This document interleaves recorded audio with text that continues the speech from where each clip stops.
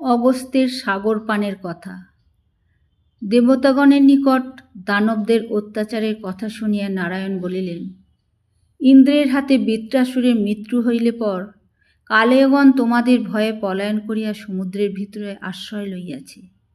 সেইখান হইতে রাত্রিতে বাহির হইয়া সৃষ্টি সংহার করিবার নিমিত্ত সেই দুষ্টগণ প্রত্যহ এইরূপ নিষ্ঠুর অত্যাচার করে। দিনের বেলায় উহারা সমুদ্রের ভিতরে লুকাইয়া থাকে।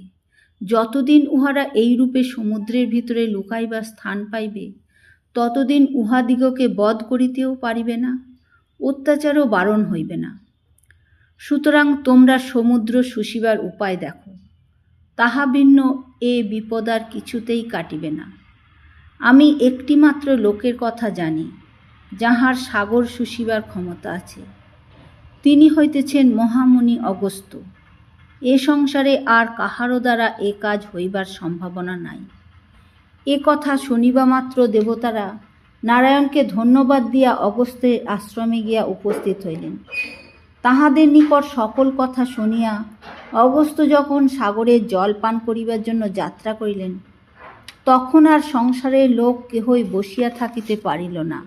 অগস্ত্যের পিছু পিছু দেবতা, গন্ধর্ব, যক্ষ, রাক্ষস সকলে ছুটিয়া সেই আশ্চর্য ব্যাপারে তামাশা দেখিতে আসিল।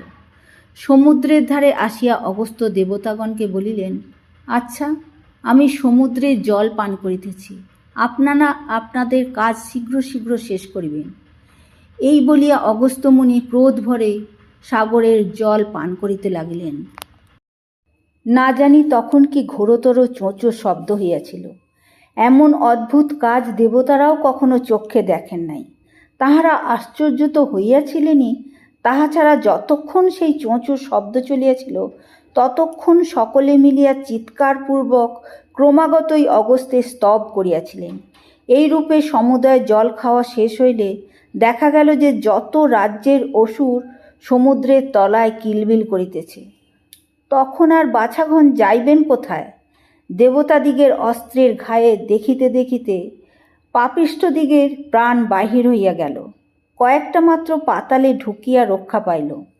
তারপর দেবতারা অগস্ত্যকে অনেক ধন্যবাদ দিয়া বলিলেন, মহাশয়, আপনি ছিলেন তাই আমরা রক্ষা পাইলাম। আপনার এই অদ্ভুত কাজের জন্য চিরকালই আমরা আপনার সুখ্যাতি করিব। এখন সাগর শুকনো পড়িয়া থাকিলে অনেক অসুবিধা হইতে পারে, সুতরাং অনুগ্রহ করিয়া তাহার জলটুকু ফিরাইয়া দিন। মুনি বলিলেন, যাহা খাইয়াছি তাহা তো হজম হইয়া গিয়াছে, তাহা আবার কি করিয়া ফিরাইয়া দিব? সাগরে জল আনিবার আপনারা অন্য উপায় দেখুন। এ কথায় সকলে একটু দুঃখিত হইয়া ঘরে গেলেন। আজকাল সাগরে যখন এত জল দেখা যায়, তখন নিশ্চয়ই সেই জল আনিবার একটা উপায় হইয়াছিল, কিন্তু তাহার কথা এখন নহে। দেবতারা অমর হইলেন, বজ্রের ন্যায় ভয়ঙ্কর অস্ত্র পাইলেন, কিন্তু ইহাতেই যে তাহারা অসুরের ভয় হইতে একেবারেই বাঁচিয়া গেলেন, এমন কথা বলা যায় না। কারণ স্পষ্ট দেখা যাইতেছে যে তাহাদের ভালো সেনাপতি ছিল না। দেবতাগণ যখন ক্রমাগতই অসুরদিগের নিকট হারিয়া যাইতেন, তখন ইন্দ্রের ঠিক এইরূপ কথা মনে হইত। তিনি অনেক সময় এই কথা ভাবিতেন যে একজন ভালো সেনাপতির দরকার হইয়াছে।